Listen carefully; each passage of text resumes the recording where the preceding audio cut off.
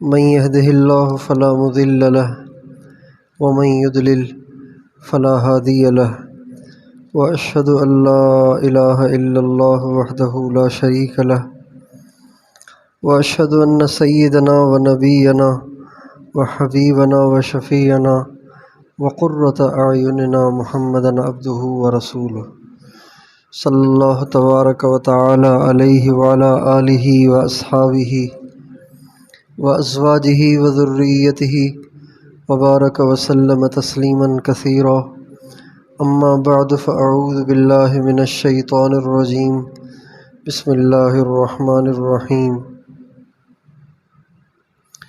سارعوا الی مغفرۃ من ربکم وجنہ عرضها السماوات والارض سبحان ربک رب العزت عما یصفون وسلام علی المرسلین والحمد للہ رب العالمین اللہم صلی علی سیدنا محمد وعلی آل سیدنا محمد وبارک وسلم۔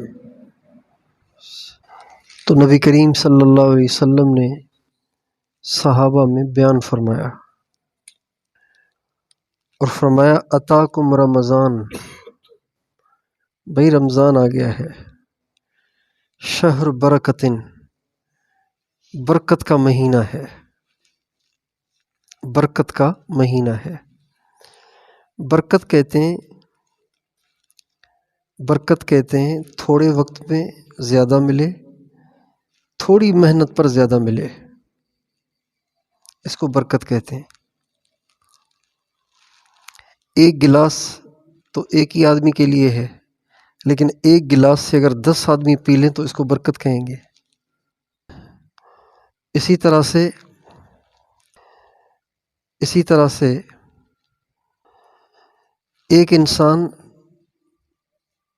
2 روٹیاں کھاتا ہے، آدھی روٹی کھا کے پیٹ فل ہو جائے، 2 روٹیاں کھانے والا آدھی روٹی کھائے اور پیٹ فل ہو جائے تو کہیں گے کھانے میں برکت ہو گئی۔ تھوڑی سی محنت کرے اور کئی دن کی دہاڑی جتنے پیسے حاصل کر لے تو کہیں گے برکت ہو گئی۔ تو چونکہ رمضان کے مہینے میں نفل فرض کے برابر ہو جاتا ہے اور فرض 70 فرضوں کے برابر ہو جاتا ہے۔ ابھی ہم نے عشاء کی نماز پڑھی ہے نا، تو ہم نے تو ایک عشاء پڑھی ہے نا، اللہ کے ہاں 70 عشائیں لکھی گئیں۔ عجیب بات ہے، یہاں تو بس وہ بابا صالح اپنی ترتیب کے مطابق سبحان اللہ کہہ رہے ہیں، لیکن بات یہ ہے کہ ابھی ہمیں محسوس نہیں ہو رہا، یہ ہم مریں گے نا تو پھر پتہ چلے گا کہ پڑھی تھی ایک، مل رہی ہیں 70، جبکہ وہاں بڑی ضرورت ہوگی، تو وہاں اس کا احساس ہوگا۔ اگر دنیا میں اس کا احساس ہو جائے تو آپ سارے بابا صالح کی طرح اتنی زور سے سبحان اللہ کہیں کہ مسجد ہل جائے۔ نہیں، میں کہہ نہیں رہا ہوں کہ آپ کہیں، میں کہہ رہا ہوں اگر ہم پہ یہ بات کھل جائے تو، میں نہیں کہہ رہا ہوں کہ آپ زور سے کہیں۔ شہر برکتن، برکت کا مہینہ ہے۔ برکت کا مہینہ اس وجہ سے بھی فرمایا کہ اس میں ایک رات ایسی ہے کہ اگر اس میں انسان تھوڑی سی عبادت کر لے، 10-15 منٹ بھی عبادت کر لے نا اس رات میں، تو سمجھیں کہ گویا 82 برس سے بھی زیادہ عبادت کی،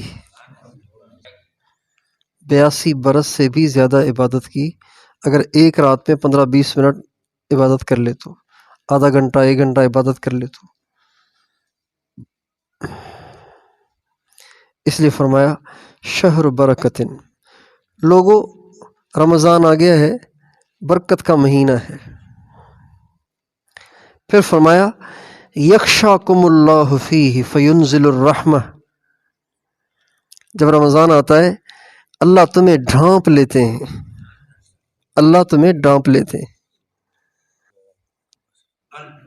اس کی مثال بالکل ایسی سمجھیں جیسے آپ نے دیکھا ہوگا کہ سردیوں میں ایک باپ کے ساتھ ایک چھوٹا سا بچہ ہے، باپ نے شال اوڑھی ہوئی ہے بچے نے شال نہیں اوڑھی ہوئی لیکن سردی زیادہ ہے تو باپ اس کو اپنی شال کے اندر لے لیتا ہے۔ یکشا، اس کو کہتے ہیں یکشا۔ رمضان کے مہینے میں اللہ تعالیٰ اپنے بندوں، اپنی بندیوں کو اپنی چادر میں ڈھانپ لیتے ہیں۔ فینزل الرحمہ، رحمت کو نازل کرتے ہیں۔ ویحط الخطایا، گناہوں کو معاف کرتے ہیں۔ وینظر الی تنافسکم، اور اللہ پاک جب رمضان کا مہینہ آتا ہے تو دیکھتا ہے کہ میرے بندے ایک دوسرے سے آگے بڑھنے کی کوشش کر رہے ہیں کہ نہیں کر رہے۔ اللہ یہ خاص دیکھتے ہیں کہ رمضان کا مہینہ آتے ہی ان میں مقابلہ شروع ہو گیا کہ نہیں۔ دنیا میں تو مقابلے کرتے رہتے ہیں، یہ اس کے پاس اتنا ہے میرے پاس اتنا کیوں نہیں ہے، وہ یہاں پہنچ گیا میں وہیں کا وہیں کیوں۔ تو اب علیہ السلام فرماتے ہیں اللہ اس مہینے میں تو ہمارے تنافس کو دیکھتے ہیں۔ فَأَرُ اللَّهَ، اللہ کو دکھاؤ اپنا مقابلہ۔ اللہ پاک کو اس مہینے میں اپنا مقابلہ دکھاؤ کہ یا اللہ میں کسی سے پیچھے رہنے میں راضی نہیں ہوں، دوڑ لگا رہا ہوں، میں بس کمزور ہوں لیکن بہرحال دوڑ لگا رہا ہوں۔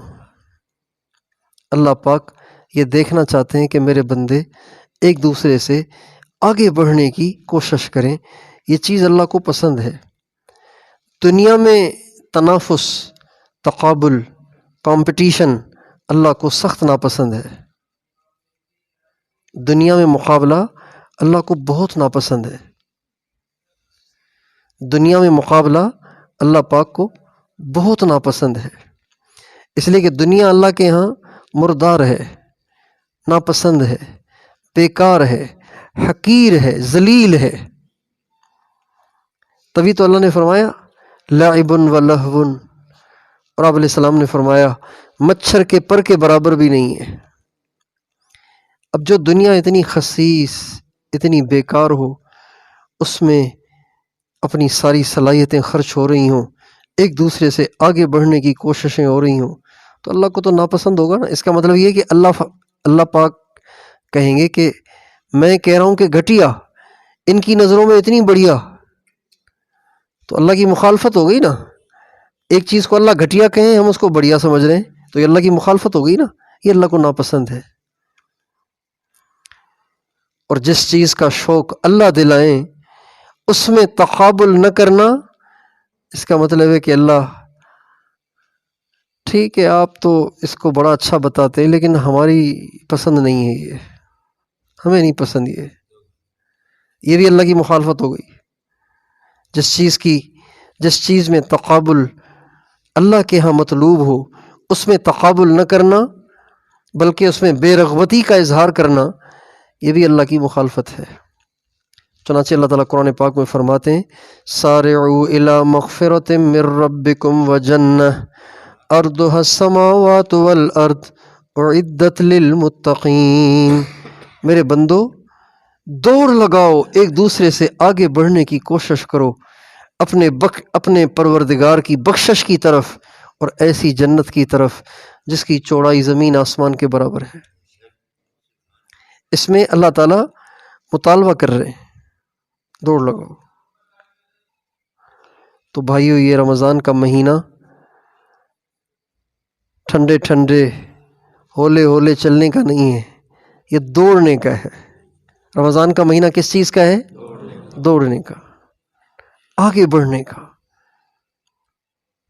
انہوں نے اتنے پارے پڑھ لیے، میں نے اتنے پڑھنے۔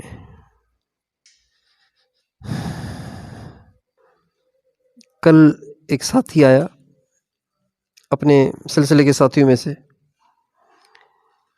ظہر کی مجلس میں کہنے لگے بس وہ آپ کو بتانے آیا ہوں تاکہ آپ خوش ہوں۔ میں نے کہا کیا؟ کہنے لگے صبح سے لے کے اب تک ایک ختم قرآن کا کر لیا ہے، اب دوسرا کرنے جا رہا ہوں۔ میں نے کہا تھوڑی سی آپ کی نشست سنتا جاؤں اور پھر جا کے دوسرا شروع کر لوں۔ کہا سحری سے لے کے اب تک ایک ختم، ظہر تک ایک ختم کر چکا ہوں، 40 نفلیں پڑھ چکا ہوں۔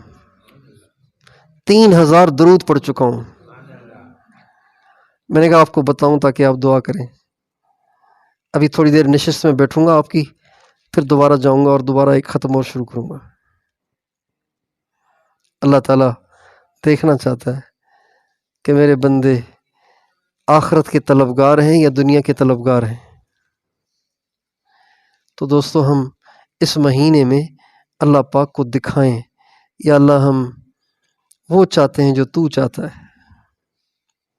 ہمارے حاج صاحب بھی یہ بات فرماتے تھے، اے اللہ ہم کچھ نہیں چاہتے، ہم وہ چاہتے ہیں جو تو چاہتا ہے.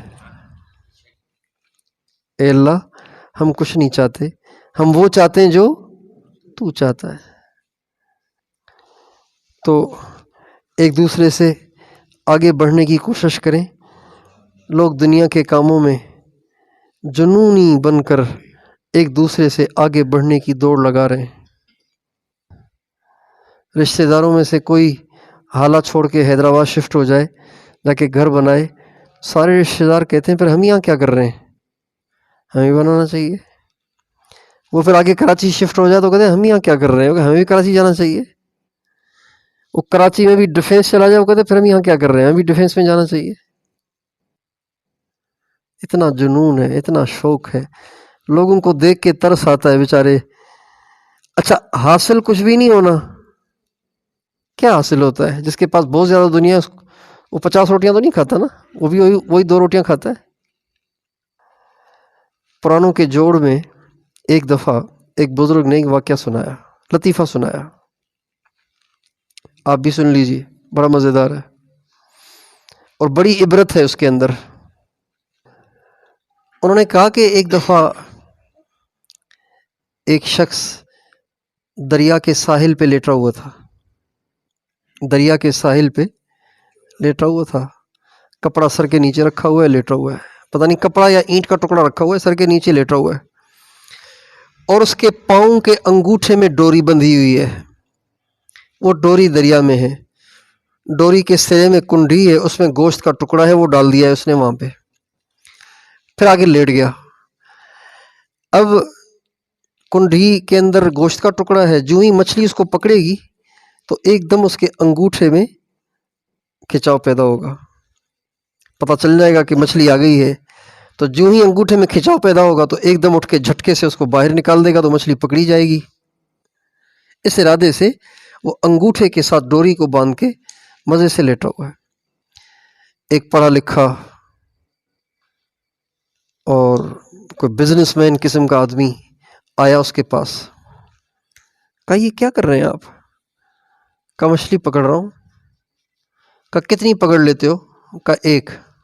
کہا کیا کرتے ہو؟ کہا پھر کھاتا ہوں، گھر لے جاتا ہوں کھاتا ہوں. تو کہا 1 کیوں پکڑتے ہو؟ زیادہ پکڑ لیا کرو نا، ٹائم تو ہے تمہارے پاس، زیادہ پکڑ لیا کرو. تو کہا پھر کیا ہوگا؟ کہا جو ضرورت ہو وہ کھا لینا، باقی بیچ دینا. کہا پھر کیا ہوگا؟ کہا پیسے ملیں گے. کہا کیا کروں گا پیسوں کا؟ کہا چند دن جب زیادہ مچھلیاں پکڑو گے، بیچو گے، پیسے کچھ جمع ہو جائیں گے تو اس سے نا چھوٹی سی کشتی خرید لینا، چھوٹی سی کشتی. کہا پھر کیا ہوگا؟ کہا پھر تھوڑا سا آگے جا کے پکڑ لینا، ابھی تو آپ کنارے پہ لیٹے ہوئے نا، تھوڑا سا قریب جا کے آگے جا کے پھر زیادہ مچھلیاں پکڑنا. کہا پھر کیا ہوگا؟ کہا پھر بیچنا. کہا پھر کیا ہوگا؟ کہا بہت پیسے آئیں گے. کہا پھر کیا ہوگا؟ کہ جب اور زیادہ پیسے ہو جائیں تو تھوڑی سی اور بڑی کشتی لے لینا. تو کہا پھر کیا ہوگا؟ کہا پھر اور آگے جانا. کہا پھر کیا کروں گا اور آگے جا کے؟ کہا اور زیادہ مچھلیاں پکڑنا. تو کہا کہ پھر کیا کروں گا زیادہ مچھلیوں کا؟ کہا پھر بیچنا نا، زیادہ پیسے ہو جائیں گے. جب زیادہ پیسے ہو جائیں کہا پھر کیا کروں؟ کہا پھر کوئی جہاز لے لینا، بالکل بیچ میں چلے جانا سمندر کے، بس پھر مچھلیاں ہی مچھلیاں. کہا پھر کیا کروں گا؟ کہا پھر زیادہ مچھلیاں بنا، جب زیادہ مچھلیاں آئیں گی، زیادہ پیسہ آئے گا تو پھر ایک عالی شان گھر بنا لینا. کہا پھر کیا کرنا؟ کہا پھر آرام کرنا نا گھر میں، بڑا گھر ہوگا تو مزے کرو. کہا پاگل کہیں گے ابھی کیا کر رہا ہوں، اتنا لمبا راستہ بتا رہے ہو تم کہ مزے کرنا، تو ابھی بھی تو مزے ہی کر رہا ہوں نا. کیا ٹینشن ہے مجھے؟ مزے سے لیٹ رہا ہوں، ہوائیں کھا رہا ہوں، دوپہر کا وقت ہوگا مچھلی کھاؤں گا، پانی پیوں گا، بس، اور کیا، مجھے کوئی ٹینشن ہے ہی نہیں۔ تو بڑا ترس آتا ہے بیچارے لوگوں پہ، صبح شام لگے ہوئے ہیں، لگے ہوئے ہیں، لگے ہوئے ہیں، لگے ہوئے ہیں، لگے ہوئے ہیں، اور پراپرٹیاں اور پلاٹ اور گھر اور کاروبار اور بزنس اور پروموشن اور نوکریاں اور محنت اور کوشش، اور اس میں زندگی کھپا رہے ہیں، اور جب مرتے ہیں تو سب کچھ یہیں چھوڑ کے تنے تنہا خالی ہاتھ ایک کفن کا ٹکڑا جسم پہ اوڑھ کے قبروں میں چلے جاتے ہیں۔ کتنے بڑے نقصان کی بات ہے۔ تو اس لیے میں اور آپ اس مہینے کو جنت کے تنافس کا ذریعہ بنائیں۔ جنت کی دوڑ، اللہ کی دوڑ، اللہ کی رضا کی دوڑ، آخرت کی دوڑ، کوئی پل ہمارا ضائع نہیں ہونا چاہیے اس مہینے کا۔ ہر وقت ہم مصروف ہوں۔ گھر والوں سے کہہ دیں بیگم اس مہینے میں فارغ نہیں ہوں، بچوں سے کہہ دیں بیٹا اس مہینے میں فارغ نہیں ہوں، عید کے بعد بات کریں گے، لوگوں سے کہہ دیں بھائی مجھے فون نہیں کرنا، میں مصروف ہوں، رمضان کے بعد بات کریں گے، بھائی مجھے میسیج نہیں کرنا، میں فارغ نہیں ہوں، رمضان کے بعد بات کریں گے۔ اپنا ایسا شیڈول بنائیں کہ اس مہینے کا کوئی پل ہمارا ضائع نہ ہو۔ پتہ نہیں اگلا رمضان ہمارے نصیب میں ہے یا نہیں۔ اس رمضان میں جتنی کمائی کر سکتے ہیں کر لیں۔ یہ جتنے لوگ قبروں میں چلے گئے ہیں، جتنے لوگ قبروں میں چلے گئے ہیں، پچھلے رمضان میں تھے، اس رمضان میں نہیں تھے، نہیں ہیں، یہ جتنے قبروں میں چلے گئے، یہ سب کے سب قبروں میں افسوس کر رہے ہیں کہ ہائے پچھلے سال کتنے مزے تھے، ایک ایک سجدے پہ، تراویح کے ایک ایک سجدے پہ 1500 نیکیاں کما رہے تھے، اب تو ہمارا اعمال نامہ ہی بند ہو گیا، کچھ کر ہی نہیں سکتے۔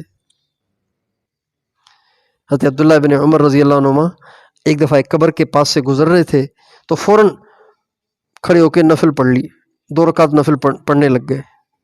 2 رکعت سے فارغ ہو کے فرمانے لگے بات یہ ہے کہ نبی کریم صلی اللہ علیہ وسلم نے ایک دفعہ فرمایا، ایک قبر کے پاس سے گزر رہے تھے تو آپ علیہ السلام نے فرمایا اس قبر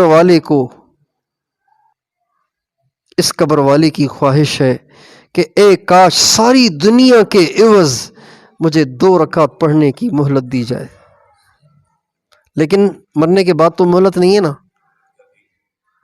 تو فرمانے لگے مجھے آپ علیہ السلام کی یہ بات یاد آ گئی، قبر کو دیکھ کے یہ بات یاد آ گئی، تو میں نے کہا قبر والا تو نہیں پڑھ سکتا، میرے پاس تو بھی موقع ہے نا، تو جلدی سے میں نے 2 رکعت پڑھ لی۔ قبر والے قرآن نہیں پڑھ سکتے، پڑھیں گے تو اجر نہیں ملے گا، ذکر نہیں کر سکتے، تلاوت نہیں کر سکتے، نماز نہیں پڑھ سکتے، روزہ نہیں رکھ سکتے، کوئی نیکی نہیں کر سکتے۔ ہمیں اللہ نے موقع دیا ہے تو ہم زیادہ سے زیادہ اس مہینے میں نیکیاں کرنے کی نیت کرتے ہیں کوشش انشاءاللہ۔ ہاں، اپنا ایسا نظام، اچھا اوقات کو قیمتی بنانے کے لیے ضروری ہے کہ اپنا نظام الاوقات بنایا جائے۔ نظام الاوقات کے بغیر اوقات قیمتی نہیں بن سکتے، اور اپنے پاس گھڑی رکھے بغیر اوقات قیمتی نہیں بن سکتے۔ حضرت شیخ الحدیث مولانا محمد زکریا صاحب رحمۃ اللہ علیہ اپنے خدام کو اس پر بہت ڈانٹتے تھے اگر ان کے پاس گھڑی نہیں ہوتی تھی۔ ہمارے جو حضرت تھے حضرت مولانا عبدالحفیظ مکی صاحب، وہ گاڑی چلا رہے تھے، حضرت شیخ نے ان سے ٹائم پوچھا، کہا حضرت میرے پاس گھڑی تو نہیں ہے۔ عجیب بات ہے یار، آپ کے پاس گھڑی نہیں ہے، اس کا مطلب ہے آپ کی نظر میں وقت کی کوئی اہمیت اور قیمت ہی نہیں ہے۔ حضرت مولانا ظاہر شاہ صاحب ہمارے استاد فرماتے تھے کہ جس کے پاس گھڑی نہیں ہے اس کا مطلب ہے اس نے اپنی زندگی ضائع کرنے کا ارادہ کر رکھا ہے۔ اس لیے گھڑی ہر وقت سامنے ہونی چاہیے، گھڑی ہر وقت سامنے ہونی چاہیے، اور اس کے مطابق اپنی زندگی کا ٹائم ٹیبل بنانا چاہیے، اور اپنے ایک ایک منٹ کو قیمتی بنانا چاہیے۔ گھڑی کے ضمن میں بات آ رہی ہے، ہمارے جو ہمارے بڑے تھے جو دنیا سے چلے گئے، اکثر وہ بازو میں گھڑی باندھنے کو برا سمجھتے تھے۔ بازو میں گھڑی باندھنے کو ہمارے بعض بزرگ پہنتے بھی ہیں، لیکن ہمارے حاجی صاحب مولانا جمشید صاحب اور ان سے پہلے جو ہمارے بزرگ تھے مولانا الیاس صاحب، مولانا یوسف صاحب، مولانا زکریا صاحب، سارے حضرات یہ بازو میں گھڑی پہننے کو بہت برا سمجھتے تھے۔ کتنا برا سمجھتے تھے، اس کی ایک مثال آپ سن لیجئے۔ میں بیٹھا ہوا تھا مولانا جمشید صاحب کے پاس، تو ایک عالم آئے مولانا سے ملنے کے لیے۔ کون آئے؟ سال میں چل رہے تھے عالم، مجھے ان کا نام بھی ہے ذہن میں۔ وہ آئے تو مولانا سے کوئی بات پوچھنے آئے، تو بیٹھے تھے یوں بیٹھے تھے، تو گھڑی ان کے بازو میں بندھی ہوئی تھی، مولانا کی نظروں میں آ گئی۔ تو اس نے کوئی سوال پوچھا، تو مولانا نے کہا تم عالم ہو؟ کہا جی۔ کہا تم عالم ہو؟ کہا جی۔ کہا تم عالم ہو اور گھڑی باندھ رکھی ہے بازو میں، کان پکڑو۔ اس کو مرغا بنا دیا، عالم کو مرغا بنا دیا۔ اچھا، مرغا بنا کے پھر مچھردانی اوڑھ کے سو گئے۔ یہ بھی نہیں کہہ کے سوئے گے بھائی 2 منٹ کے بعد چھوڑ دینا، مچھردانی اوڑھ کے سو گئے۔ جب تک مولانا اٹھے تب تک وہ مرغا بنا رہا۔ ایک واقعہ۔ دوسرا واقعہ، رائے میں ایک پڑھتا تھا ملیشیا کا طالب علم، تو ہم لوگ گئے چلے میں، چلے سے واپس آئے تو سارے طلبہ جمع ہوئے کارگزاری سنانے کے لیے کہ چلے میں کیا کام ہوا۔ تو ان میں ایک ملیشیا کا طالب علم کھڑا ہوا، اس نے بازو پہ گھڑی باندھی ہوئی تھی۔ مولانا جمشید صاحب نے دیکھ لی، تو مولانا جمشید صاحب یقین جانیے اتنے غصے ہوئے، عجیب جملے فرمائے اس کے بارے میں۔ فرمایا ابھی اس کو خارج کر دو، ابھی اس کو یہاں سے نکال دو، اسے قرآن پہ چلنا نصیب نہیں ہوگا، اسے حدیث پہ چلنا نصیب نہیں ہوگا، اسے فقہ پہ چلنا نصیب نہیں ہوگا۔ جب ہم نے اس کو منع کیا ہے گھڑی پہننے سے، پھر بھی اس نے گھڑی پہنی ہے، تو جو بڑوں کی نہیں مانے گا اسے قرآن پہ چلنا بھی نصیب نہیں ہوگا۔ اور اتنے غصے ہوئے کہ پھر اس کو نکال دیا، وہاں سے مدرسے سے نکال دیا اس کو۔ تو ہمارے جو بڑے اکابر تھے، آج کل تو مولانا طاہمی صاحب تو پہنتے ہیں، لیکن بہرحال ہمارے جو بڑے تھے وہ اس کو بہت ناپسند کرتے تھے۔ یہ بات ضمناً آ گئی۔ تو گھڑی ہمارے پاس ہونی چاہیے، اس کے مطابق ہم اپنا نظام الاوقات بنائیں اور گھڑی کو دیکھتے رہیں کہ کتنا اس کام میں لگنے کے لیے میں نے کتنا ٹائم مقرر کیا ہوا ہے، اس میں سے باقی کتنے منٹ ہیں، اس کے مطابق اپنے اوقات کو استعمال کریں تاکہ اس مہینے کا کوئی پل، کوئی لمحہ ہمارا ضائع نہ ہو۔ تیار ہیں انشاءاللہ؟ اللہ تعالیٰ ہم سب کو توفیق عطا فرمائے۔